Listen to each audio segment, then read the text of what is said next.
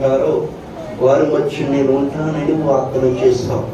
ప్రభువా, ఈ సమయంలో మా ప్రియబిడ్డలు చెప్పిన సాక్ష్యాలన్నిటినీ కూడా దీవించి ఆశీర్వదించండి.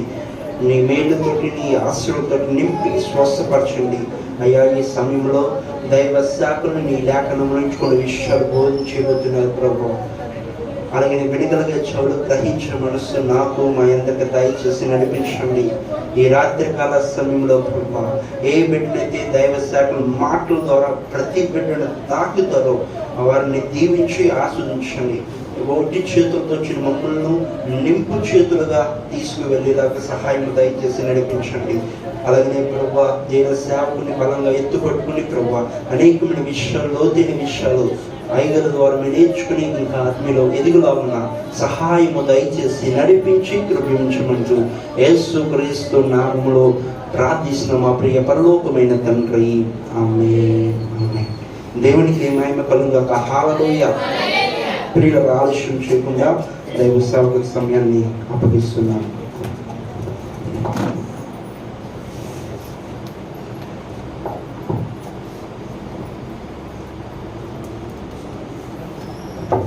దేవుని స్తోత్రం. హల్లెలూయా, హల్లెలూయా. ప్రతి వారం కూడా పిఠాపురంలో ఈ లైవ్ తీస్తుంటారండి చిన్న పాస్టర్ గారు. వేళ అక్కడ చేశారు కానీ మరి సరిగా నెట్ లేకపోవచ్చు, వెళ్ళలేదు. చాలా ఫోన్లు చేసే సాయంకాలం కనుక మరి ఈ సమయంలో మరి ఇక్కడ దేవుడు అవకాశం ఇచ్చిన్నారు కనుక మరి కూడి వచ్చిన మీ అందరికీ కూడా మరి ప్రభు పేరిట మరి వందనాలు తెలియజేస్తున్నాను. పిల్లరా, దేవాతి దేవుడును ప్రభును రక్షకుడినైనా మరి యేసుక్రీస్తు వారి పేరట మీ అందరికీ మరొకసారి నా వందనాలు తెలియజేస్తున్నా. అలాగే మరి కొద్ది నిమిషాలు కృపావార్త వర్తమానములు విని మరి దేవుని నామాన్ని మనం మహింపరచుదాం. ప్రభు అయిన యేసుక్రీస్తు వారు ఇచ్చిన గొప్ప సమయం. మరి ఈరోజు వాతావరణం చూస్తే మరి ఉదయం దివిలి, మధ్యాహ్నం పిఠాపురం, ఈరోజు రాత్రికి కొండవారంలో మరి ఆరాధన జరగవేమోనంతటి వాతావరణ పరిస్థితులు కనపడ్డాయి. కానీ ఒకటే ప్రార్థన చేసాం చిన్న పాస్టర్ గారు నేను కూడా, ప్రభా ఇది ప్రభు దినం, నీ దినము కనుక మరి మీ చిత్త ప్రకారంగా 3 సంఘాల్లో కూడా ఆరాధన వర్షం లేకుండా ఘనముగా జరగాలి ప్రభు అని ప్రార్థన చేసాం. చినుకులతోని మరి దివిలి బయలుదేరాం. దేవుడు అద్భుత రీతిగా మరి ఈ రాత్రికాల సమయంలో మన కొండవారు సంఘములో కూడా మంచి వాతావరణం ఇచ్చి మనందరినీ సమకూర్చిన దేవునికి ఎంతో వందనాలు చెల్లిద్దాం. దేవుని స్తోత్రం. హల్లెలూయా, హల్లెలూయా. మరి ప్రియులారా, మరి ఈ సమయంలో మనం ప్రతి వారం కూడా చక్కని మాటలతో బలపరచబడుతున్నాం. పరిశుద్ధాత్మ దేవుడు మనకి ఇచ్చేటువంటి వాగ్దానాలు మాటల ద్వారా బలపరచబడుతున్నాము కనుక మరి ఈ దినమున యథావిధిగా కొద్ది నిమిషాలు దేవుని యొక్క వాక్యాన్ని మనం ధ్యానం చేసుకుందాం. మరి నేటి మన ధ్యాన అంశం ఏంటంటే చూచే దేవుడు. చెబుదాం, ఏంటంటే మన ధ్యాన వాక్యము చూసే దేవుడు. ప్రియులారా, మన దేవుడు మనలను, మన కష్టములను, మన బాధలను, మన శోధనలను, మన సమస్యలను, మన ఇబ్బందులను, మన కొదువులను, మనకు కలిగిన ప్రతి విధమైన సమస్యలన్నిటిని కూడా చూసే దేవుడు. హల్లెలూయా, హల్లెలూయా. మరి ప్రియులారా, మనము 115వ కీర్తన 1వ వచనంలో చదువుతాం. అక్కడ ఒక మాట ఉంటుంది, వారికి కళ్ళుండియు చూడరు, చెవులుండియు వినరు, నోరుండియు మాట్లాడు, కాళ్ళుండియు నడవు, చేతులుండియు పనులు చేయవని ఒక మాట మనం వింటాం. కానీ మనము ఆత్మతో సత్యముతో ఆరాధిస్తున్న మన దేవుడైతే మనలను చూసే దేవుడు. హల్లెలూయా. బైబిల్లో రిఫరెన్స్ ఏంది కానీ, హాగరు అనేటువంటి ఒక బిడ్డ అబ్రహాము భార్య అయిన సారా దాసి అన్నమాట. ఆమెను అర్ధంతరాన్న సారా తరిమి వేసినప్పుడు ఆమె ఒంటరిగా ఏకాకిగా అడవిలోకి వెళ్ళిపోయింది. అప్పుడు ఆమె ఏమంటది? చూచుచున్న దేవుడు అయ్యా అంటారు. దేవుని స్తోత్రం. మనం కూడా చాలాసార్లు పాట పాడతాం, చూచుచున్న దేవుడు అయ్యా. ప్రియులరా, మన దేవుడు చూసే దేవుడు. హల్లెలూయా. ఎంత ధన్యులమండి. మన దేవుడు ఎక్కడి నుంచి చూస్తున్నాడంటే పరలోకము నుండి భూమి మీద ఉన్న మరి నిన్ను నన్ను కూడా చూస్తూ ఉన్నాడు. అందుచేత మరి ఈరోజు మీకు 3 మాటలు చెప్పాలని ఆశపడుతున్నాను. ప్రతి వారం 7 మాటలు చెప్పేవారు టైం చాలా అయిపోతుంది, స్పీడ్గా వెళ్ళిపోతున్నాం కాబట్టి మరి 3 మాటలు చెప్తాను పిల్లరా. ఆ 3 మాటలను కూడా చాలా జాగ్రత్తగా మనము ధ్యానము చేస్తే మన ఆత్మీయ జీవితం, మన భక్తి జీవితమును కూడా మనము బలపరచుకోగలమని ఈ కృపావార్త వర్తమానముల ద్వారా మరి మీ అందరికీ తెలియజేస్తూ ఉన్నాను. కాబట్టి నేటి మన ధ్యాన వాక్యము ఆది కాండము నుంచి చదువుదాం పిల్లరా. ఆది కాండం 50వ అధ్యాయము 24, 25 వచనాలు చదువుకుందాం. ఆది కాండం 24వ అధ్యాయం 50వ అధ్యాయము 24, 25 వచనాలు చదువుదాం. యోసేపు ఒకరు చదువుదామా. తన సహోదరులను చూసి నేను చనిపోవచ్చున్నాను, దేవుడు నిశ్చయముగా మిమ్మల్ని చూడవచ్చి ఈ దేశములో నుండి తాను అబ్రహాము, ఇస్సాకు, యాకోబులతో ప్రమాణము చేసిన దేశమునకు మిమ్మును తీసుకొని పోవును అని చెప్పెను. మరియు యోసేపు దేవుడు నిశ్చయముగా మిమ్మును చూడవచ్చును. దేవుని స్తోత్రం. హల్లెలూయా, హల్లెలూయా. ప్రియులారా, మరి ఇక్కడ యోసేపు గారు తన అన్నలతో తన మరణ దినమున ఒక చక్కని మాట చెప్తూ ఉన్నాడు. ఏంటి ఆ మాట అంటే, దేవుడు నిశ్చయముగా మిమ్మును చూడవచ్చును.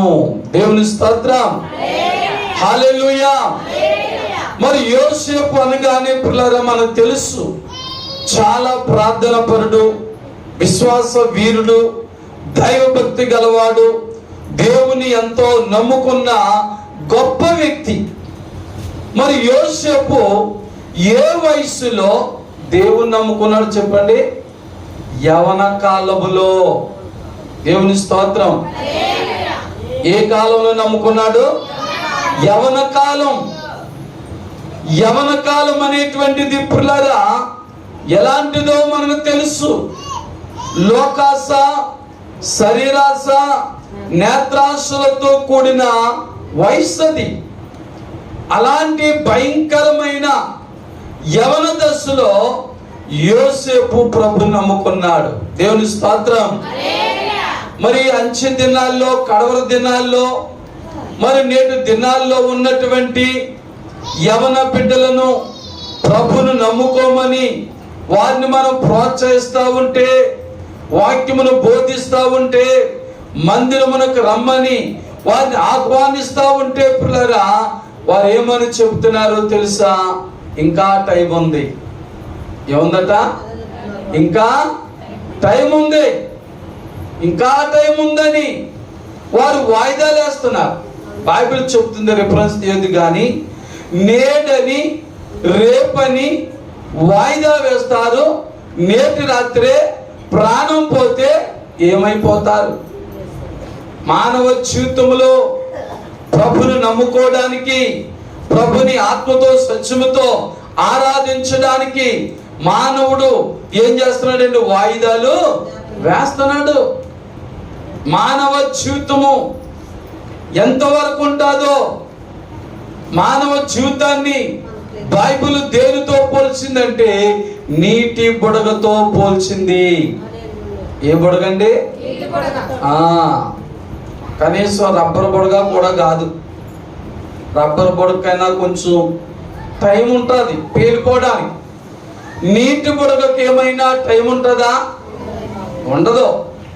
వర్షాకాలంలో మన వాకిళ్ళ నిండా నీరు పారుతూ ఉన్నప్పుడు ఆ నీటిలో పడే, ఆకాశం నుండి భూమి మీద పడే సినుకులకు నీటి బుడగలు తేలుతూ ఉంటాయి, నీటి బుడగలు తయారవుతూ ఉంటాయి. ఆ నీటి బుడగలు మనం చూస్తే చాలా అందంగా ఉంటాయి. పంచ రంగులతో చక్కగా రకరకాల సౌందర్యంతో మనకు కనబడతా ఉంటాయి. మనం చూసి చాలా ఆనందపడతాం. మనం అలా చూస్తుండగా అలా కనుసూపు మేర ఎలాగెళ్తాయి, తప్పని పేలిపోతుంటాయి. ఏదో సినుకు మరలా ఆ బుడగ మీద పడుతుంది, ఆ నీటి బుడగ పేలిపోతుంది. అంత సుందరమైన అందమైన ఆ నీటి బుడగ మన కళ్ళకు కనబడదు. మన బ్రతుకు కూడా అలాంటిదే. దేవుని స్తోత్రం చెప్పండి. మన బ్రతుకు కూడా, మన జీవితం కూడా అలాంటిదే. అలాంటి నీటి బుడగతో సమానమైన మన జీవితము కొరకు మనం ఏం చేస్తామంటే ప్రభు యొద్దకు రావడానికి వాయిదాలు వేస్తాం. యవన కాలంలో ఉన్నామండి, లోకాన్ని ఏమి రుచి చూసామండి, ఏమి ఆనందించామండి, ఏమి సంతోషించమండి. ఇంకా టైం ఉంది. ఎప్పటి వరకంట? పెళ్ళిళ్ళు పేరంటకాలు అయిపోయాక, మళ్ళా వారికి పుట్టే పిల్లలు పెళ్ళిళ్ళు పేరంటకాలు అయిపోయాక వృద్ధాప్యంలోకి వచ్చిన తర్వాత అప్పుడు అవకాశం అట. దేవా స్తోత్రం నాయనా. అప్పుడు ఎందుకు పని చేస్తాం? కూర్చుండే లేవలేం, లేస్తే నిలబడలేం. కూర్చుండే లేవలేం, నిలబడితే కూర్చోలేం. మరి నడిచి మందిరానికి రాలేం. ఒకవేళ ఎవరైనా తీసుకొచ్చి కూర్చోబెడితే చేతులతో చప్పట్లు కొట్టలేం, నోటితో పాటలు పాడలేం, గట్టిగా సౌండ్ వస్తే తట్టుకోలేం. చూసారా? బుర్ర గిర్రమంటుందండి, సౌండ్ తగ్గించండి, సౌండ్ పడతలేదండి. చూసారా? రకరకాల బలహీనతలు. అలాంటి టైంలో వస్తామండి ప్రభు దగ్గరికి. ఈ యవన కాలం అంతా కూడా మేము ఏం చేస్తాం? లోకాశలో, నేత్రాశలో, శరీరాశలో ఉంటాం, ఆనందిస్తాం, సంతోషిస్తాం అంటాం ప్రియులారా. కానీ ప్రియులారా, బైబిల్లో యోసేపును మనము చూస్తే మంచి యవన కాలంలో దేవుని యందు భయభక్తులు కలిగి జీవిస్తున్నాడు, దేవుని యందు ప్రార్థన జీవితం కలిగి ఉంటున్నాడు, దేవునిలో నీతిగా నిజాయితీగా జీవిస్తూ ఉన్నాడు. ఆయన జీవితంలో పిల్లగా ఎన్నో శ్రమలు వచ్చాయి. సొంత అన్నలే శ్రమలు పెట్టారు, బాధలు పెట్టారు. అయినా ఎవరిని కూడా నిందించలేదు, అవమానపరచలేదు. దేవుని నామాన్ని మహిమపరుస్తున్నటువంటి ఆ యోసేపు గారి జీవితంలో దేవుడు ఎంత అద్భుతం చేశాడంటే, ఒక అన్య దేశములో ఒక అన్యుడైన రాజుగారి ద్వారా ప్రధానమంత్రిని చేసేసాడు. దేవుని స్తోత్రం. ఇసురా ప్రధానమంత్రిని, రాజు తర్వాత రాజ్యాధికారమును దేవుడిచ్చాడు. దేని బట్టి? తనకున్న భక్తిని బట్టి. యవన కాలములో త్యాగము చేసి లోకాశ, నేత్రాశ, శరీరాశలన్నీ కూడా చంపుకుని ప్రార్థనాపరుడుగా, విశ్వాస వీరుడుగా ఆయన తన జీవితాన్ని లోకాన్ని కాకుండా ప్రభుకి అంకితము చేసుకున్న కారణముగా ఆయన గొప్ప అభివృద్ధిని పొందే స్థితిలో దేవుడు పెట్టాడు. దేవుని స్తోత్రం. మరి మనం ఏం చేస్తున్నాం? లోకములో అన్ని అనుభవించేసాక బాధలు, కష్టాలు, వ్యాధులు, శోధనలు, సమస్యలు ఎక్కువైపోయాక మనము ప్రభు దగ్గరికి వచ్చి ప్రభువా నాకు సహాయం చేయమంటున్నాం. నాయనా ఈ మిగిలిపోయిన శాశ్వత జీవితం అంతా కూడా నీలోనే గడిపేస్తాను ప్రభు అంటున్నాం. అది గొప్ప భాగ్యం కాదు. యవన కాలములో నరుడు కాడి మొయ్యట మేలు. యవన కాలములో కాడి మొయ్యాలి.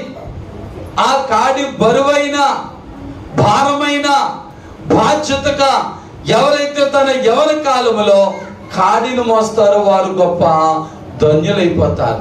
అలాంటి ధన్యుడైపోయినటువంటి ఈ యోసేపు భయంకరమైన కరువు కాలం వచ్చినప్పుడు తన తల్లిదండ్రులను అన్నలను కూడా పోషించడానికి గొప్ప వ్యక్తిగా మారిపోయాడు. హల్లెలూయా. దేశములలో భయంకరమైన కరువు వచ్చుచున్న కాలములో కూడా దేవుడు మరి యోసేపు ద్వారా తన కుటుంబానికి ఏ లోటు లేకుండా ఏ కొదువ లేకుండా అద్భుతం చేసిన ఆ యోసేపు, దేవుని స్తోత్రం.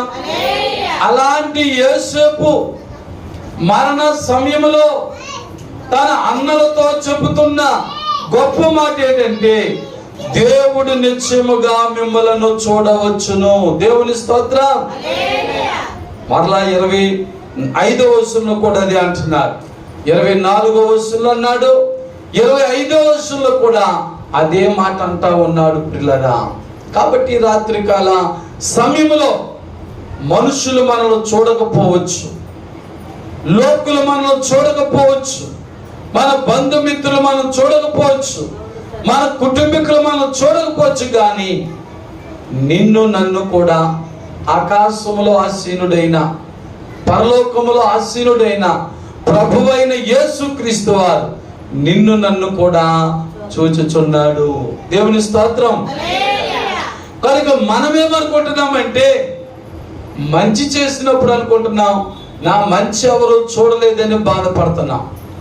పాపము చేస్తున్నప్పుడు కూడా నా పాపమును ఎవరు చూడలేదని మనం చాలా ధైర్యంగా ఉంటున్నాం.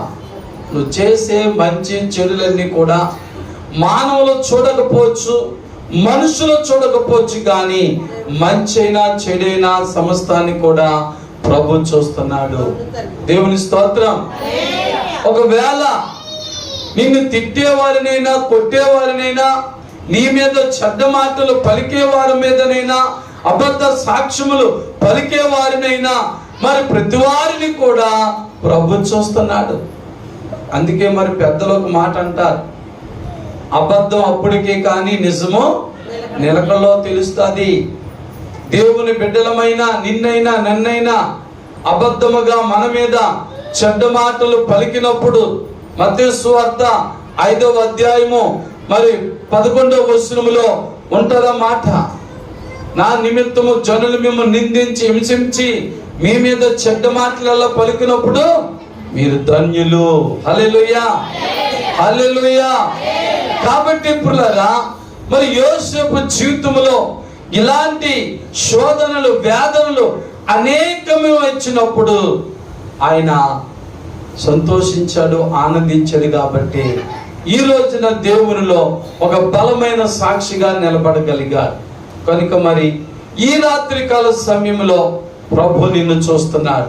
నువ్వు కష్టంలో ఉన్నావా, బాధలో ఉన్నావా, శోధనలో ఉన్నావా, సమస్యలు ఉన్నావా, పాపములో ఉన్నావా, లోకాశ నేత్రాశలు ఉన్నావా, ఎలాంటి జీవితమును నువ్వు కలిగి ఉన్నావో అవన్నీ కూడా ప్రభు చూస్తున్నాడు.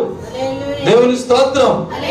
కనుక మరి ఈ రాత్రికాల సమయంలో మరి ఒక 3 మాటలు ప్రభు ఎవరెవరిని ఏ రీతిగా చూశాడో 3 మాటలు చెప్పి పిల్లరా మరి త్వరగా నేను ముగించాలని ఆశపడుతున్నాను. కాబట్టి ఇక వాక్యముల ద్వారా మనం ఒక ప్రశ్న వేసుకుందాం. ఏమేమి చూసే దేవుడు? ప్రశ్న ఇస్తే మనకు మట్టుకి, నాకు నువ్వేయడం కాదు, నీకు నేనేయడం కాదు, ఎవరి మట్టుకు వారమే ఒక ప్రశ్న వేసుకుందాం. ఏమేమి చూసే దేవుడు మన యేసయ్య అనే ప్రశ్నతో మొదటి మాటలోకి వెళ్దాం పిల్లరా. మొదటి మాట ఆదికాండము 7వ అధ్యాయము 1వ వచనం చదువుదాం. ఆదికాండము 7వ అధ్యాయము 1వ వచనం చదువుదాం. యెహోవా ఈ తరము వారిలో నీవే నా ఎదుట నీతిమంతుడు అయ్యుండుట చూచితిని. చదువు తల్లి, దేవుని స్తోత్రం. ప్రియులారా, మరి ఆదికాండం 7వ అధ్యాయం 1వ వచనంలో నావోకును చూసి దేవుడు ఏం చెప్తున్నాడంటే, ఓ నావోకు, నీ తరము వారు అందరిలో కూడా నీవే నాకు నీతిమంతుడుగా కనబడ్డావు. నేను స్తోత్రం. ఈ మాట ఎవరు పలుకుతున్న మాట? దేవుడు పలుకుతున్న మాట. పాస్టర్ గారు చూసినంటలేదు, సంఘం చూసినంటలేదు, బంధుమిత్రులు చూసినంటలేదు, ఇరుగు పొరుగు వారు చూసినంటలేదు. ప్రియులారా, మరి నావోహు యొక్క నీతిని చూసిన వాడు దేవుడు. ఎలాంటి పరిస్థితులలో నావోహు నీతిమంతుడుగా ఉన్నాడంటే ప్రియులారా, ఒకసారి 6వ అధ్యాయం చూడండి. ఆదికాండం 6వ అధ్యాయము 1వ వచనం చూస్తే, నరులు భూమి మీద విస్తరింపనారంభించినప్పుడు తరువాత కుమార్తెలు వారికి పుట్టినప్పుడు దేవుని కుమారులు నరుల కుమార్తెలు చక్కటి వారని చూచి వారందరూ తమకు మనస్సుకు నచ్చిన స్త్రీలను వివాహము చేసుకొని అప్పుడు యెహోవా నరులతో ఎల్లప్పుడూ వాదించదు. వారు తమ అక్రమ విషయములలో అది చూసారా. 6వ అధ్యాయములో మనం చూస్తే భూమి మీద ఉన్న నరులందరూ కూడా చెడిపోయారు. ఎవరి ఎదుట? దేవుని ఎదుట. వారికి మంచిగానే ఉంది. బైబిల్ ఏం చెప్తుంది? ఒకని మార్గము వాని దృష్టికి యథార్థముగా కనబడును. నేను చేసే చెడైనా నా దృష్టికి మంచిగానే ఉంటాది. నీవు చేసే చెడు మార్గమైనా నీకు మంచిగానే కనబడతాది. అలాగే మరి ఇదిగో భూమి మీద ఉన్న నరులు ఆదికాండం 6వ అధ్యాయంలో మీరు ఇంకా ఇంటికి వెళ్ళి చదివితే 12వ వచనం వరకు మీరు చదివితే పిల్లరా, వారు తమ నడతలు చెరిపివేసుకున్నారట. పాపాత్ములైపోయారు. వారు తమ మార్గములను చెరుపుకొని దేవుని ఉగ్రతకు గురయ్యేంతగా వారు మారిపోయారు. చూసారా, వారు పాపం చేస్తున్నారు. ఇందా చెప్పుకున్నాం కదా, లోకాశ, నేత్రాశ, శరీరాశ. ఈ మూడింటిలో నిండిపోయి వారు అనుకుంటున్నారు, భలే హ్యాపీగా ఉంది లోకం, భలే సంతోషంగా ఉంది నా జీవితం చాలా ఉత్సాహంగా ఆనందంగా ఉన్నది అనుకుంటున్నాడు పిల్లరా. కానీ వారు చేసే పాపం వల్ల మరణ శిక్ష వస్తుందని వారు గ్రహించలేకపోతున్నారు. బైబిల్ చెప్తుంది, రేపు చెప్తున్న టైం లేదు కాబట్టి. మరి బైబిల్ ఏం చెప్తే, పాపం వల్ల వచ్చు జీతము మరణం. మరణం అనే సంగతి వారు తెలియక గ్రహించక వారు ఏం చేస్తున్నారంటే, మేము ఎల్లప్పుడూ కూడా బాగానున్నాం, హ్యాపీగానున్నాం, మేము ఎవరిని తిట్టాలంటే తిడుతున్నాం, కొట్టాలంటే కొడుతున్నాం. అక్కడ బాబు చదివాడు కదా, అనిల్ బాబు చదివిన వాక్యంలో వారికి ఇష్టమైన అమ్మాయిలతో పాపం చేయడం, మోసం చేయడం, అన్యాయం చేయడం, దేవుని ఉగ్రత వారి మీదకి వస్తుందని భయం లేకుండా అప్పులారా వారు జీవిస్తా ఉన్నారు. అలాంటి భయంకరమైన తరము వారిలో నావోహు యొక్క భార్య, నావోహు యొక్క 3 కుమారులు, నావోహు యొక్క 3 కోడళ్ళు, ఈ కుటుంబం ఒక్కటే నీతిమంతులుగా కనబడుతున్నారు. ఎవరికి? దేవునికి. కానీ లోకులకైతే నీతిమంతులుగా కనబడతలేదు అక్కడ. ఎందుకంటే పెద్దలు ఇంకో సామెత చెప్తాను, పచ్చకామెర్లు గలవానికి లోకమంతా పచ్చగానే కనబడుతుందట. అలాగే పాపం చేస్తున్న ప్రజలందరికీ కూడా నావోహు గారు కూడా ఎలా కనబడచ్చు అంటే, ఆయన కూడా ఒక పాపాత్ముడుగానే, ఏదో మనకు కనపడతలేదు, ఏ సాటును చేస్తున్నాడో, ఏ పక్కన చేస్తున్నాడో, ఆడు చేసేటప్పుడు మనం చూసి వచ్చామా, చెంది వచ్చామా అన్నట్టుగానే అతను చూస్తున్నారు. కానీ నోవహు అలాంటి వాడు కాదు. నోవహు దేవుని యందు భయభక్తులు గలవాడు, దేవుని యందు విశ్వాసము గలవాడు, దేవుని ధర్మశాస్త్రమునకు లోబడిన వాడు కాబట్టి పిల్లరా అతడు తన నీతిని కాపాడుకుంటున్నాడు. దేవుని స్తోత్రం. అలాగే మరి కడవరి దినాల్లో, అంచె దినాల్లో ఎవరి నీతి వారే కాపాడుకోవాలి. ఆ అమ్మను చూసో, ఈ అమ్మను చూసో, వారిని చూసో, వీరిని చూసో, నాకంటే ముందు ప్రభుని నమ్ముకున్న వారు, నాకంటే గొప్ప మరి విశ్వాసం గలవారు, బాగా ప్రార్థన చేసేవారు, పాటలు పాడేవారు, క్రమంగా చర్చికి వెళ్ళేవారు, వారే అలాగే నేను తప్పితే తప్పేంటి అనుకోకూడదు. సరా పాస్టర్లను చూసి వాళ్ళు అలాగున్నారు, వీళ్ళు అలాగున్నారు, మనం ఎలాగుంటే తప్పే ఉంది అనుకోకూడదు. నీవైనా నేనైనా మనుషులు చూడకూడదు. ఎవరిని చూడాలి? హెబ్రీ పత్రిక 12 ఉంది, విశ్వాసమునకు కర్తయు దాన్ని కొనసాగించువాడైనా యేసు వైపే చూడాలి. దేవుని స్తోత్రం. అలాగే యేసు వైపు చూస్తున్నవాడు నోవహు. లోకాశుల వైపు, నేత్రాశుల వైపు, శరీరాశుల వైపు చూస్తున్నవారు ప్రజలు. అందుచేత వారు చెడిపోయారు, దేవునికి కోపం రప్పించారు, దేవునికి ఉగ్రత రప్పించి పిల్లరా మరి ఆదికాండం 6:13 మీరు చదివితే పిల్లరా నోవహుతో మాట్లాడుతున్నాడు. నోవహు నీ కొరకు, నీ కుటుంబం కొరకు ఒక ఓడను తయారు చేసుకో.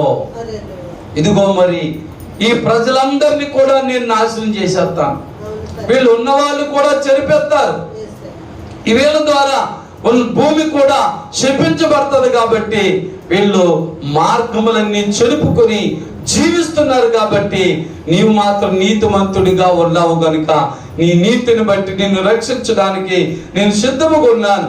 నీ కొరకు, నీ కుటుంబం కొరకు ఒక నావను ఓడను తయారు చేసుకోమని కొలతలన్నీ ఇచ్చేశారు. దేవుని స్తోత్రం. పొడవెంతో, ఎత్తెంతో, వెడల్పెంతో, ఎన్ని అంతస్తులు ఉండాలో, ఎన్ని అరలు ఉండాలో అన్ని కూడా కొలతలు ఇచ్చేసాడు.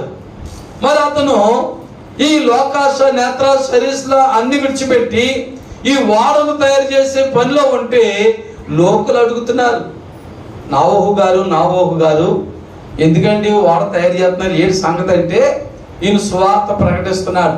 ఇదిగో మరి కొన్ని రోజులలో, కొంతకాలానికి భయంకరమైన తుఫాను రాబోతుంది, జలప్రలయం రాబోతుంది, అప్పుడు మరి భూమి అంతా నీళ్లతో నింపబడుతుంది. కాబట్టి అప్పుడు ఎవరైతే ఈ వాడలోకి వస్తారో వారు రక్షించబడతారని చెబుతూ ఉంటే అందరూ కూడా పగలబడి నవ్వుతూ నోవహు గారిని హేళన చేసేవారట. చూడండి మరి ఏప్రిల్, మే నెలలో ఎండలు ఎంత గట్టి కాస్తాయి. అంత భయంకరంగా ఎండలు కాసే రోజుల్లో తుఫాన్ వస్తుంది, వర్షం వస్తుంది అని ఎవరైనా చెప్తే మనం నవ్వుతామన్నమ్మా, నవ్వుతాం. ఇదేంటి ఇంత చాలా భయంకరమైన రోహిణి కార్తీ ఆ మూలన్న రోడ్లు కూడా పగిలిపోయే అంతటి ఎండ కాస్తుంటే ఈ పాస్ గారు పిచ్చి పెట్టిందా, వర్షం వస్తుంది అంటున్నాడు, మరి వర్షం గాలి తుఫాన్లు వస్తాయి అంటున్నాడు అనుకోరా? అలాగే అనుకుంటున్నారు కానీ ఎవరు కూడా పట్టించుకుంటలేదు. వాడ తయారైపోయింది.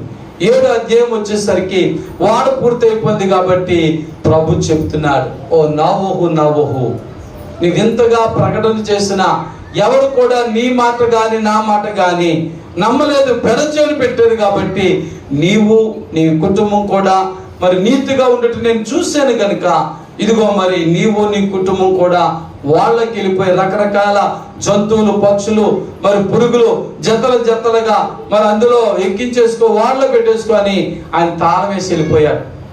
దేవుని స్తోత్రం. తాళం వేసి వెళ్ళిపోయాడు. ఇదిగో తాళం వేసిపోయిన తర్వాత వర్షం ప్రారంభమైంది. అందరూ అనుకున్నారు చిన్న వర్షమే కదా అనుకున్నారు. వర్షం ఆగటం లేదు. వర్షం పెను తుఫానుగా మారిపోయింది. పెను తుఫాను వల్ల మరి ఆకాశం చిల్లు పడిపోయిందా అన్నట్టుగా వర్షం కురిసేస్తుంటే వరదలు ప్రారంభమైపోయి భూమి మీద మరి ఇల్లులు మునిగిపోతున్నాయి, మనుషులు మునిగిపోతున్నారు.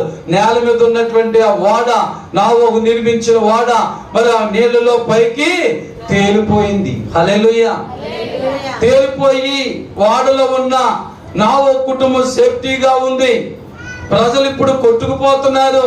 అప్పుడు గుర్తుకొచ్చింది నావోహు చెప్పిన మాటలు. అరెరే, నావోహు గారు చెప్పిన మాట నిజమే, మనం నమ్మలేకపోయాం, మనం వెళ్ళలేకపోయాం. కాబట్టి ఇదిగో ఇప్పుడే ఈతలు వచ్చిన వారు అందరూ కూడా ఈత కొట్టుకుంటూ ఓడ దగ్గరకు వచ్చి కేకలు వేస్తున్నారు, నావోహు నావోహు ఓడ తలుపు తెరువు, మేము ఓడలోకి వస్తామంటే ఆయన నా దగ్గర తాళం లేదు, ఆ టైం దాటిపోయింది, సమయం ఉన్నప్పుడు మీరు రాలేదు, దేవుడు ఇచ్చిన అవకాశాన్ని మీరు సద్వినియోగం చేసుకోలేదు. నిజమే దేవుని బిడ్డలారా, దేవుడిచ్చిన సమయం ఉన్నప్పుడే మనం ఆ సమయాన్ని మీరు సద్వినియోగం చేసుకోవాలి. నీవైనా నేనైనా టైం ఉన్నంత కాలం లోకాశ, నేత్రాశ, శరీరాశలో పడిపోయి టైం అయిపోయాక, కష్టంలో వచ్చాక, బాధలు వచ్చాక మనము ఇదిగో మా కొరకు తలుపు తీయండి కుదురుతుందా?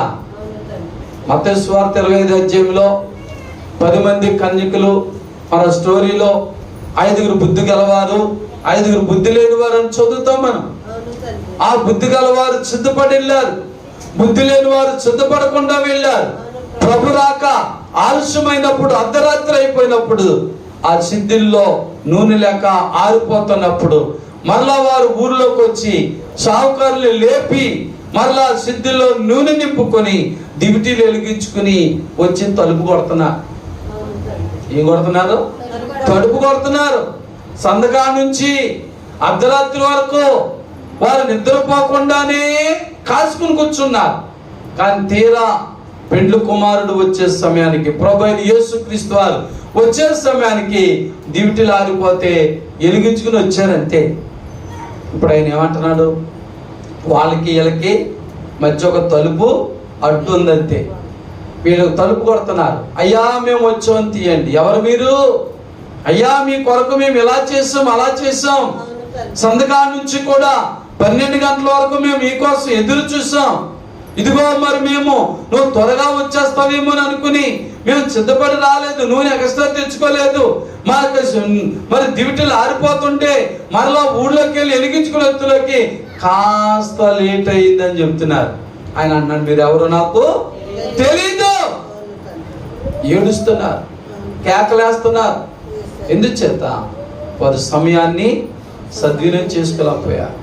అందుకే మరి ఎఫెసీ పత్రిక 5వ అధ్యాయం 15 వచనంలో బైబిల్ చెబుతున్న మాట, దినములు చదువు కనుక మీరు సమయమును పోనీక అజ్ఞానుల వలె కాక జ్ఞానుల వలె చూసుకొనవలెను. దేవుని స్తోత్రం. ఆనాడే కాదు, ఈనాడు నీవు నేను కూడా సమయాన్ని పోనించుకోవద్దు. మనం అనుకుంటాం ఒక్క ఆదివారమే కదా, ఒక్క శుక్రవారమే కదా, ఒక్క నెలే కదా, ఒక్క సంవత్సరమే కదా దేవునికి దూరం అయ్యాను, ఒక్కరోజే కదా ప్రార్థన చేసుకోలేదు, ఒక్కరోజే కదా బైబిల్ చదువుకోలేదు అనుకుంటున్నాం. జాగ్రత్త సుమా, సమయాన్ని సద్వినియోగం చేసుకోవాలి. సమయాన్ని పాడు చేసుకున్నా నావో కాలపు జనము వాడు చుట్టూ తిరుగుతున్నారు. ప్రయోజనం ఏమైనా ఉందా? లేదు. నీతిగా నిజాయితీగా జీవించి నిందలు, అవమానములు, కష్టములు, నష్టములు వచ్చిన లోకులందరూ తన భక్తిని చూసి అవమానపరిచిన, విశ్వాసముతో నీతితో జీవించిన నావోహు కుటుంబం జలప్రళయము నుండి రక్షించబడ్డాది. దేవుని స్తోత్రం. అలాగే మరి నీవు నేను కూడా నీతిమంతులుగా మనము జీవించినప్పుడు ప్రియులారా మన కుటుంబం కూడా రక్షించబడతాది, మనము కూడా ఆశీర్వదించబడతాం. కానీ మానవులుగా మనం ఒక మాట అంటాం, పాస్టర్ గారు మీరు చెప్పడం చాలా సింపులే, కానీ నీతికి రోజులు లేవండి అంటున్నారు. ఏమి లేవంట? నీతికి రోజులు లేవు. మంచిగా జీవిస్తే రోజులు లేవండి. తినడానికి తిండి ఉండదు, కట్టడానికి బట్ట ఉండదు, ఉండడానికి ఇల్లు ఉండదు. నీతి నీతి నీతి అని పట్టుకుంటే ఏమి ఉండవండి అని చెప్తున్నారు చాలా మంది, వాక్యం తెలియక. కానీ యోబు గ్రంథం 8వ అధ్యాయం మీరు చదివితే అక్కడ ఏముంటుందో తెలుసా? నీ నీతి తగినట్లుగా నీ నివాస స్థలము వర్ధిల్ల చేయను. దేవుని స్తోత్రం. ఇసరా మనం వర్ధిల్లాలి, అభివృద్ధి చెందాలి, ఆశీర్వదించబడాలంటే మన జ్ఞానమో మన తెలివో కాదు కానీ పుల్లరా మన నీతి. దేవుని స్తోత్రం. ఎవరైతే నీతిగా జీవిస్తారో ముందు కష్టాలు కనబడచ్చు, బాధలు కనబడచ్చు, నిందలు అవమానాలు కనబడచ్చు, కానీ బైబిల్ చెప్తున్న వాస్తవం ఏంటంటే నీ నీతికి తగినట్లుగా నీ నివాస స్థలము వర్ధిల్లును. దేవుని స్తోత్రం. నిజమే నిజమే పుల్లారా, మనం వర్ధిల్లాలంటే, అభివృద్ధి చెందాలంటే మోసం చేసో, అన్యాయం చేసో, అక్రమం చేసో సంపాదించడం వల్ల మనము వర్ధిల్లము. కానీ నీతిగా నిజాయితీగా జీవిస్తూ ఆ రూపాయి సంపాదించుకో, నీతిగా నిజాయితీగా జీవించు. నీ కడుపు నిండకపోయినా, సరైన ఆహారం లేకపోయినా, సరైన వస్త్రం లేకపోయినా, సరైన గృహం లేకపోయినా నీతికి కట్టుబడి ఉండు. దేవుని స్తోత్రం. ఆ నీతే నిన్ను అభివృద్ధి చేస్తుంది. ఇదిగో మరి నోవహు యొక్క నీతిని ఎవరు చూశారు? దేవుడు చూశాడు.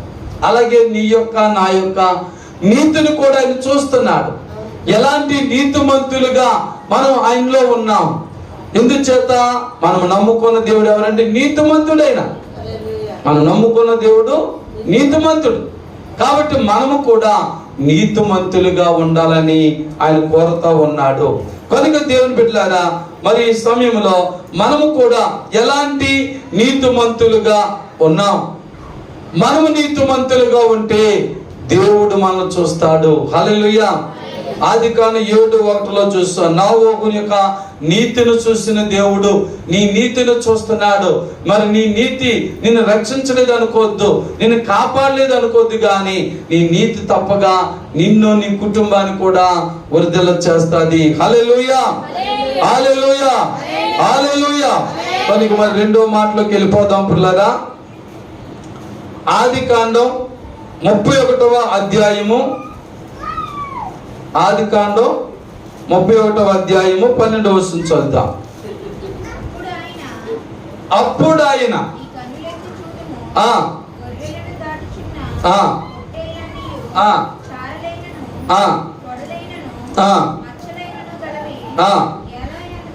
యాలయనగా లాబాన్ నీకు చేయుచున్న యావత్తును చూచి తిని. దేవుని స్తోత్రం. ఈ మాట ఎవరితో దేవుడు చెప్తున్నాడంటే యాకోబు గారితో చెప్తున్నాడు. యాకోబు యొక్క పరిస్థితిని చూసి తిని అంటున్నాడు. నీకు కలిగిన ఇబ్బందులను అన్నిటిని కూడా నేను చూసి తిని అంటున్నాడు ప్రభు. దేవుని స్తోత్రం. మనకు తెలిసింది ఏంటంటే తన మామైన లాబాను ద్వారా ఎన్ని ఇబ్బందులు ఎదుర్కొన్నాడో దేవుడు చూశాడు. దేవుని స్తోత్రం. హల్లెలూయా. నిజమే దేవుని బిడ్డలారా, మరి యాకోబు అనుకున్నాడు, నా జ్ఞానము చేత, నా మోసముల చేత ఏదో సంపాదించాలనుకున్నాడు. సంపాదించాడు. నిజరా, ప్రార్థన పూర్వకంగా యాకోబు సంపాదించలేదు. అమ్మా జాగ్రత్తగానండి. ప్రార్థన పూర్వకంగా నీతిగా నిజాయితీగా యాకోబు ఏమైనా సంపాదించాడండి? అన్నగారింట్లో, పుట్టింట్లో అన్నగారికి ఆకలిస్తున్న సమయంలో ఒక్క పూట చికెను కాదు, పలావ్ కాదు, చిక్కుడుగాయల కూర. ఏ కూరట? చిక్కుడుగాయల కూర పెట్టి స్వాచ్ఛాన్ని కొట్టేశాడు. ఏంటంటే స్వాచ్ఛాన్ని సంపాదించేశాడు. అక్కడ ఇంటికి పెద్దోడు అయిపోయినట్టు అయిపోయాడు. మామగారింటికి వచ్చాడు. మామగారిని కూడా మోసం చేసి ఏదో ఆస్తిని సంపాదించేశాడు. అంటే యాకోబు యొక్క ఉద్దేశం ఏంటంటే సంపాదించాలంటే ఒకరిని మోసం చేస్తేనే కానీ నేను గొప్పవాడిని అవను, నేను ధనవంతుడు అవ్వలేను. ఒకడు ధనవంతుడు అవ్వాలంటే ఎవరో ఒకరిని మోసం చేసి తన ఆస్తినో, తన స్వాచ్ఛనో, తన కలిగిన సమస్తాన్నో లాక్కుంటేనే కానీ గొప్పవాడు అవటం. అది యాకోబు యొక్క కాన్సెప్ట్ అన్నమాట. అందుచేత తాను ఈ లోకాశతో ఆయన ఏం చేశాడంటే అలాగే సంపాదించాడు. అలా సంపాదించిన ఆస్తి అతనికి శాంతి, సంతోష, సమాధానం ఇచ్చిందండి? ఇవ్వలేదు. బోల్డ్ ఆస్తి సంపాదించేశాడు, చాలా ఆస్తిపరుడు అయిపోయాడు. కానీ ఒకానొక రోజున ప్రభు చెప్పిన మాట ప్రకారం మళ్ళీ మీ ఇంటికి వెళ్ళిపో అన్నాడు. వెళ్ళిపోయాడు. ఆ రేవు దాటించి తన భార్యలను, ఆస్తులను, పిల్లలను అందరి రేవు దాటించి ఆ రాత్రికాల సమయంలో ఎక్కడ ఉండిపోయాడు? అరణ్యములో ఉండిపోయాడు. ఎక్కడ ఉండిపోయాడండి? అరణ్యములో ఉండిపోయాడు. ముందుకెళ్తే అన్నగారు చంపేస్తాడు, వెనక్కి వెళ్తే మామగారు చంపేస్తాడు. వీళ్ళిద్దరి చేతిలో చచ్చే బదులు నేను ఈ అడవిలో రాత్రికి పడుకుని పోతే ఏ సింహం పూలు వచ్చిన చంపు తినేస్తుంది, హాయిగా ఉంటుంది అనుకున్నాడు. కానీ దేవుడు గొప్పవాడు. దేవుని స్తోత్రం. ఏ వ్యక్తి కూడా నశించిపోవడం, మరణించడం దేవునికి ఇష్టం లేదు. ప్రియులారా, మరి దుష్టుడు తన దుష్టత్వాన్ని బట్టి మరి మరణించడం ద్వారా దేవునికి ఏమాత్రం ఇష్టం లేదంట. దేవుని స్తోత్రం. కాబట్టి మనం అనుకుంటాం, మనం ఈ శ్రమలతో చచ్చిపోతే మంచిది, మరి ఈ కష్టాలతో చచ్చిపోతే మంచిది, ఈ బాధలతో చచ్చిపోతే మంచిది, ఈ నిందల అవమానాలతో చనిపోతే మంచిది అనుకుంటాం. కానీ ప్రభు చిత్తం కాదు. మనం ఆ శ్రమల నుంచి, బాధల నుంచి, నిందల అవమానం నుంచి బయటికి రావడం, మనము కూడా మంచివారిగా మారడం అనేది దేవుని చిత్తం. ఇదిగో మరి యాకోబు జీవితం అలాగుంది. యాకోబుని తన మామైన లాబాను గారు ఎన్నో శ్రమలు, బాధలు, ఇబ్బందులు పెడతా ఉంటే ఎక్కడొచ్చింది కదా? ఆస్తుల దగ్గర వచ్చింది. ఎక్కడొచ్చింది? నిజమే, నేటి దినాల్లో కూడా ఆస్తుల దగ్గరే, డబ్బు దగ్గరే, ధనము దగ్గరే. ఎందుకంటే బైబిల్ చెప్తుంది, ధనము సమస్త కీడులకు మూలం. దేవుని స్తోత్రం. ఎందుకు పిల్లరా, మనము డబ్బు కావాలి కానీ డబ్బు మీద ప్రేమ పెంచుకోకూడదు. డబ్బు కావాలి కానీ డబ్బే మన జీవితం అనుకొని, డబ్బే నా సర్వం అనుకొని ఉండకూడదు. అందుకే ప్రభు దగ్గరికి ఒక యవనస్తుడు వచ్చినప్పుడు అతడు చిన్న వయసు నుంచి కూడా ఆది కాలం నుంచి ప్రకటన గ్రంథం వరకు అన్ని చెప్పేస్తున్నాడు. నేను ఎంతో భక్తి పని అనుకుంటున్నాడు, నాకు ఇంక పరలోకం నాదే సొంతం అనుకుంటున్నాడు. అలాంటి పరిస్థితుల్లో యేసు ప్రభు అంటున్నాడు, నీకు ఇంకా ఒకటి కొదువై ఉంది అంటున్నాడు. వీడు ఆశ్చర్యపోతున్నాడు, ఇదేంటో నాయన, ఆది కాలం నుంచి ప్రకటన గ్రంథం వరకు చెప్పిమంటే కళ్ళు మూసుకుని చెప్పేస్తాను, అలాంటిది నా జీవితంలో కొదువా అనుకున్నాడు. ప్రభు ఏ కొదువు చెప్పాడు? నీకున్న ధనాన్ని పేదలకు ఇచ్చేసి నన్ను వెంబడించు అన్నాడు. నిజంగా వాక్యము అర్థం చేసుకున్న వాడే అయితే ఆది కాండం నుంచి ప్రకటన వరకు కంఠస్థ పెట్టాడు. అంతే. కంఠస్థ పట్టడం వేరు, ధ్యానించడం వేరు. దేవుని స్తోత్రం. కంఠస్థ పట్టడం వేరు, ధ్యానం చేయడం వేరు. కంఠస్థ పడేస్తారు చాలా మంది, తగడగా చదివేస్తారు, చెప్పేస్తారు. అది కాదు. వాక్యాన్ని ధ్యానపూర్వకంగా చదవాలి. నువ్వు ధ్యానపూర్వకంగా వాక్యం చదివినప్పుడు ఆ వాక్యాన్ని నీ హృదయానికి అన్వయించుకున్నప్పుడు పుల్లారా మరి నీకు అర్థమవుతుంది. నీ భక్తి ఏంటో, నీ విశ్వాసం ఏంటో, నీ ప్రార్థన జీవితం ఏంటో, దేవుడు నిన్ను ఎలా దీవించబోతున్నాడో, ఎలా ఆశీర్వదించబోతున్నాడో నీకు అర్థమవుతుంది. దేవుని స్తోత్రం. కనుక పుల్లారా ఆ వ్యక్తి అన్ని చెప్పేస్తున్నాడు, ప్రభువుకి ప్రతి చెప్పేస్తున్నాడు. ఇది చిన్నప్పటి నుంచి పాటించేస్తాను అనుకున్నాడు. కానీ అతని మనసు దేన్ని ప్రేమిస్తుంది? ధనాన్ని ప్రేమిస్తుంది. అందుకే ప్రభు అన్నాడు, నైనా నీ ధనాన్ని పేదలకు ఇచ్చేసి పేదలకు ఇచ్చి నన్ను వెంబడించంటే, అయ్యో ప్రభా ఈ 1-4 పొదువు ఉందా, ఇన్నవాళ్ళు నేను గ్రహించలేదయ్యా ఆయన డబ్బు పేదలకు ఇచ్చి వచ్చేసాడా? రాలేదు. తన ముఖమును చిన్న బుచ్చుకుని వెళ్ళిపోయాడు. అంటే మానవుడు చాలా మంది లోకములో దేవుని కంటే ఎక్కువగా ధనాన్ని ప్రేమిస్తున్నాడు. అందుకే ప్రభు చెప్పాడు, ధనము సమస్త కీడులకు మూలం. ఒకవేళ మనం అనుకొచ్చింది, పాస్టర్ గారు మీకు డబ్బులు కావాలా, మాకు డబ్బులు కావాలా, అందరికి డబ్బులు కావాలి కదా, మరి డబ్బులు అయితే ఎలాగండి? ఏ మోసం చేసో, కష్టపడో, పని చేసో, ఆదివారం కూడా మరి చర్చికి రాకుండా మరి పని చేసో, ఓవర్ డ్యూటీ చేసి, ఉద్యోగం చేసో డబ్బు సంపాదించాలి కదా అనుకుంటున్నాం మనం. కానీ బైబిల్లో చక్కని మాట, ఫిలిప్పీలకు రాసిన పత్రిక 4:19 అంటున్నాడు, నీవు నేను పేదవాళ్ళం కావచ్చు కానీ మనం నమ్ముకున్న దేవుడు, మనం ఆరాధిస్తున్న దేవుడు అయినా ధనవంతుడు, ఐశ్వర్యవంతుడు. అందుకని అంటాడు 19 కాగా దేవుడు తన ఐశ్వర్యం చొప్పున క్రీస్తు యేసునందు మహిమలో మీ ప్రతి అవసరము తీర్చబడును. దేవుని స్తోత్రం. ఎంత గొప్ప మాట అండి అది. ఎంతమంది నమ్ముతున్నారా మాట చెప్పండి. ధనమే శాశ్వతం అనుకుని చాలా మంది నమ్ముతున్నారు. ఉద్యోగాన్ని నమ్ముకుంటున్నారు, వ్యాపారాన్ని నమ్ముకుంటున్నారు, మోసం ద్వారా సంపాదించాలని నమ్ముతున్నారు, ఏదో రకరకాలుగా మరి డబ్బు సంపాదించాలని అనుకుంటున్నారు. కానీ వాక్యాన్ని ఎంతమంది నమ్ముతున్నారు? బలిపీఠ మీద నేను చెప్తున్నాను నిజం. 1985వ సంవత్సరంలో దేవుడు నన్ను సేవకు పిలిచినప్పుడు, ప్రభా నేను ఒక పేద కుటుంబంలోంచి ఉన్న వ్యక్తిని కాబట్టి నీ సేవ చేసుకుని నేను ఎలా బ్రతకాలని అడిగాను ప్రభుని. ఉపవాసం ఉండి అడిగితే ప్రభు నాకు ఇచ్చిన వాగ్దానం ఇది. దేవుని స్తోత్రం. ప్రభు నాకు ఇచ్చిన వాగ్దానం. ఉపవాసం ముగించుకునేసరికి నా కళ్ళ ముందు వాక్యం కనపడుతుంది. ప్రార్థనలో వాక్యం నేను చూశాను. మరి ఆమె నేను ముగించుకున్న తర్వాత చదువు చూస్తే ఈ వాక్యం కనపడ్డది. నాటి నుంచి నేటి వరకు ఆ రోజుల్లో నాకు మరి 16వ సంవత్సరంలో దేవుడు నాకు ఇచ్చిన వాక్యం అది.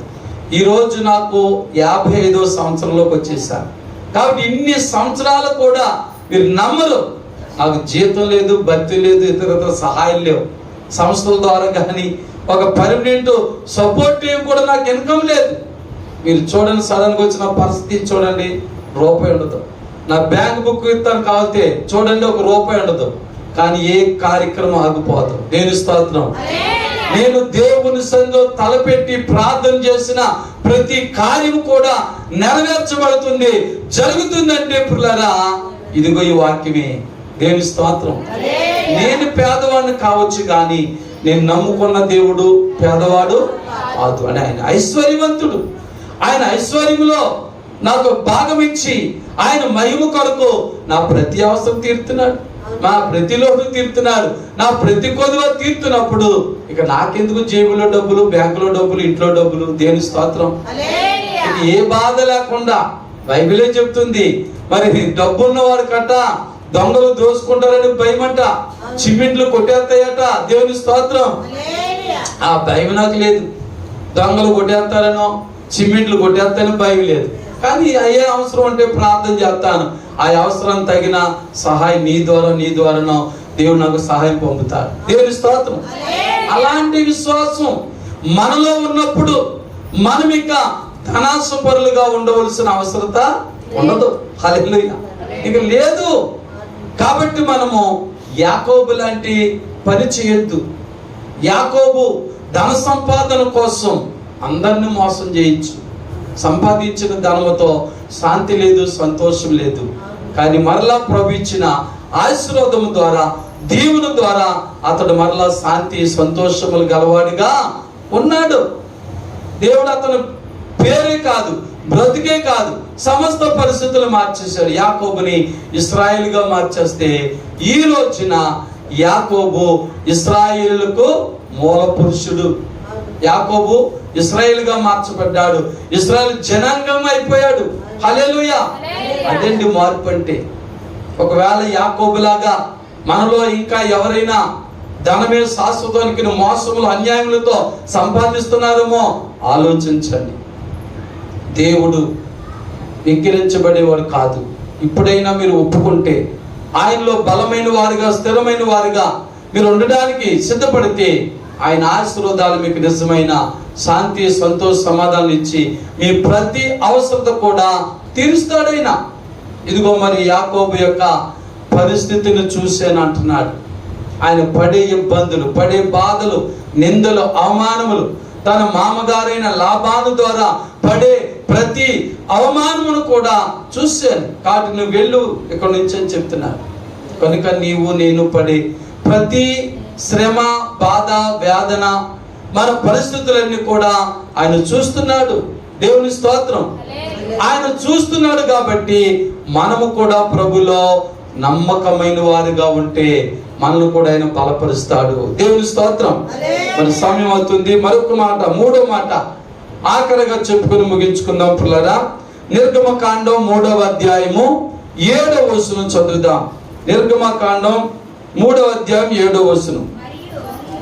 మరియు యెహోవా ఇట్లనెను, నేను ఐగుప్తులోనున్న నా ప్రజల బాధను ఏంటండి నిశ్చయం అంటే ఖచ్చితంగా చూశాను అంటున్నాడు. దేవుని స్తోత్రం.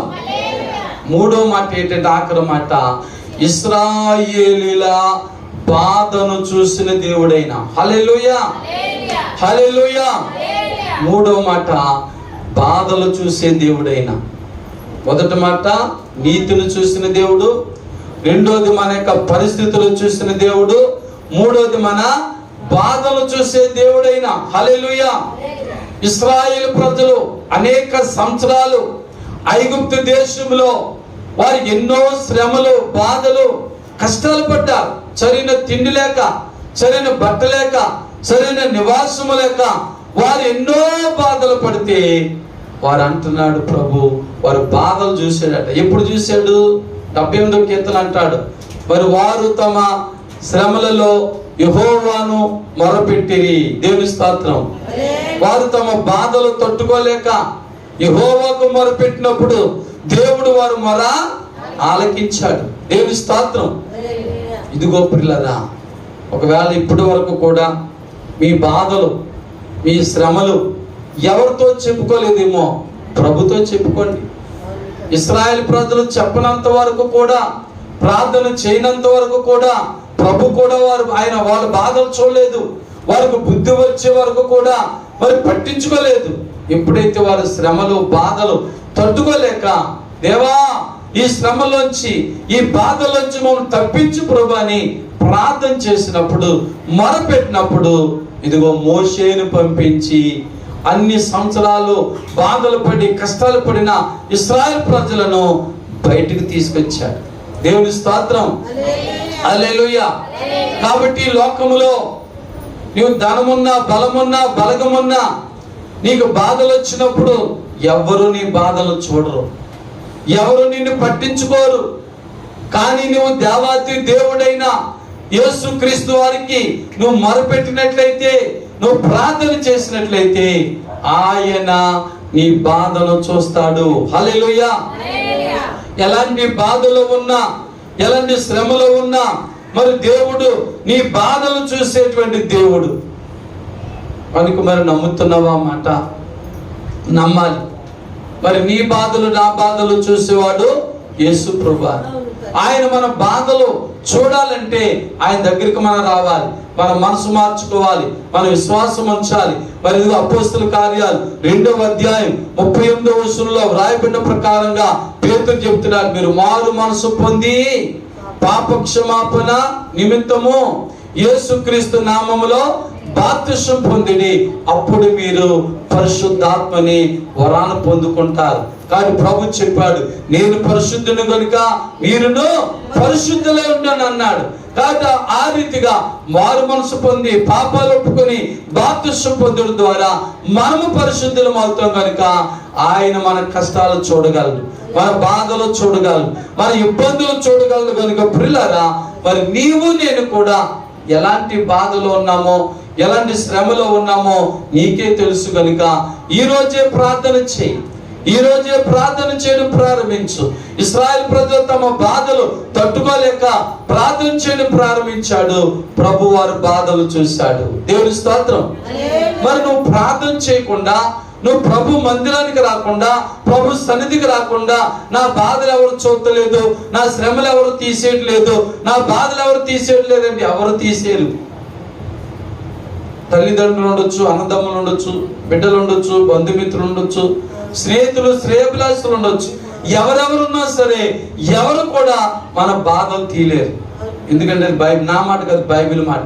బైబిల్లో ఉంది, రిఫరెన్స్ తీయదు కానీ, ఒకడు ఏ విధము చేతనైనను తన సహోదరుని రక్షింప జాలడు. దేవుని స్తోత్రం. ఎన్ని బాధలు వచ్చినా, ఎన్ని శ్రమలు వచ్చినా మనం ఒకవేళ మన బంధువులైనా, మన తల్లిదండ్రులైనా, మన బిడ్డలైనా బాధపడుతుందో అయ్యో అయ్యో అని ఏడవగలం, కానీ ఏమైనా రక్షించగలమా? వారి బాధలు తీసివేయగలమా? వారి నొప్పులు తీసివేయగలమా? వారి శ్రమను తీసివేయగలమా? ఏడుగలం అంతే, తీయలేము. అదే ఏడుపు మనం ప్రభు అయిన యేసుక్రీస్తు వారి యొక్క పాదాల దగ్గర, ఆయన సన్నిధికి వచ్చి, ఆయన మందిరానికి వచ్చి మనం ఏడ్చినట్లయితే ఆయన మన బాధలను చూడగలడు. ఇశ్రాయేలు ప్రజలు బాధలు ప్రభు చూడడానికి గల కారణం వారు ఏడ్చారు, కన్నీరు కార్చారు. కాబట్టి మోషే నేను నోటి మాంద్యం గలవని అన్నాడు. నేను జ్ఞానవంతుని కాదు, బలవంతుని కాదు, అలాగే ఇలా సాకులు చెప్పినా నేను నిన్ను ఏర్పాటు చేసుకున్నా, నేను వెళ్ళి ఇశ్రాయేలు ప్రజలు తీసుకురాని మోషేని పంపించి తీసుకొచ్చి వారికి పాలు తేనెలు ప్రవహించే దేశములో, శాంతి సమాధానం గల ప్రదేశములో దేవుడు ఉంచాడు. హల్లెలూయా. కనుక మరి నీవు నేను కూడా అలా ప్రార్థన చేస్తే, మొరపెడితే మన బాధలు కూడా అయినా చూసే దేవుడు. కనుక దేవుని బిడ్డలారా, ఇంకా అనేకమైన మాటలు ఉన్నాయి కానీ సమయం చాలా అవుతుంది. కాబట్టి మరి 3 మాటలు కూడా మనం జ్ఞాపకం చేసుకుందాం. మన అంశం ఏంటంటే చూచే దేవుడు. మన ధ్యాన వాక్యము ఆదికాండం 50 అధ్యాయము 24-25 వచనాలు. మొదటి మాట ఏం చెప్పుకున్నాం? మొదటి మాట నోవహు యొక్క నీతిని చూసిన దేవుడు. చెప్పండి, నోవహు యొక్క నీతిని చూసిన దేవుడు నీ నీతిని కూడా ఆయన చూస్తున్నాడు. రెండో మాట యాకోబు యొక్క పరిస్థితిని చూసిన దేవుడు, అనగా ఇబ్బందులు శ్రమలు చూసిన దేవుడు. అలాగే మరి నీ ఇబ్బందులు, నీ శ్రమలు, నీ బాధలు కూడా చూచుచున్న దేవుడైన. మూడో మాట ఇశ్రాయేలు యొక్క బాధను చూసిన దేవుడు. నువ్వే బాధలో ఉన్నావో, ఏ శ్రమలో ఉన్నావో, ఏ కష్టంలో ఉన్నావో ఆయన రాత్రికాల సమయంలో చూచుచున్నాడు. కనుక ఆ చూచుచున్న దేవుని సన్నిధిలో మనము మోకరించి, ప్రభువా నా బాధ ఇది, నా లోటిది, నా కొదువిది, నా శ్రమిది అని ప్రభుతో మనం చెప్పుకుందాం పిల్లరా. మరి ప్రభుతో మనం చెప్పుకుంటే ఆయన అద్భుత కార్యములు, ఆశ్చర్య కార్యములు చేసి మనల్ని బలపరిచి నడిపించినట్లుగా అందరూ కూడా మోకరించి తలలు వచ్చి పిల్లరా కన్నీటి ప్రార్థనతో ప్రభుని అడుగుదాం. ప్రభా, ఇదిగో నువ్వు చూచుచున్న దేవుడు కనుక నా భర్త, నా భార్య, నా బిడ్డలు, నా తల్లిదండ్రులు, నా అన్నదమ్ములు, నా అక్కచెల్లెండ్రు, నా స్నేహితులు, నా శ్రేయభిలాషులు ఎవరు నన్ను చూడలేకపోయినా, నా బాధలేంటో, నా శోధనలేంటో, నా నీతి ఏంటో, నా నిజాయితీ ఏంటో నువ్వు చూచుచున్న దేవుడు కనుకనైనా ఈ రాత్రికాల సమయంలో నన్ను చూసి నన్ను బలపరచు ప్రభా. ఏ లోటు అవుతుందో ఆ లోటును ప్రభుతో చెప్పండి. ఆయన మీకు తీర్చడానికి సిద్ధముగా ఉన్నాడు కనుక ప్రార్థన చేసుకుందాం పిల్లరా. ప్రేమగల మా తండ్రి, దయగల మా యేసయ్య, ఆశ్చర్యకరుడ, ఆలోచనకర్త, బలవంతుడుగు మా తండ్రి, నిత్యుడుగు మా యేసయ్య, మీకే వందనాలు. మీ కృప, మీ కరుణ దయచేయండి. ఇంతవరకు ఈ కృపా వర్తమానం విన్న మా ప్రియ బిడ్డలందరినీ కూడా దీవించి, ఆశీర్వదించి, బలపరిచి, నడిపించి కృప చూపమని మా ప్రభువును ప్రియరక్షకుడైన యేసుక్రీస్తు పరిశుద్ధ నామములో ప్రార్థించి వేడుకొనుచున్నాము తండ్రి. ఆమేన్. దేవుని స్తోత్రం. హల్లెలూయా.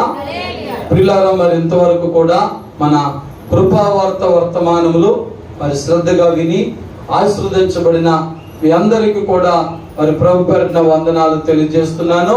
God bless you. God bless you all. Amen. ప్రియులారా, మరి సమయంలో ఒక పాట పాడొచ్చు, మన కానుకలను సమర్పించుకుందాం.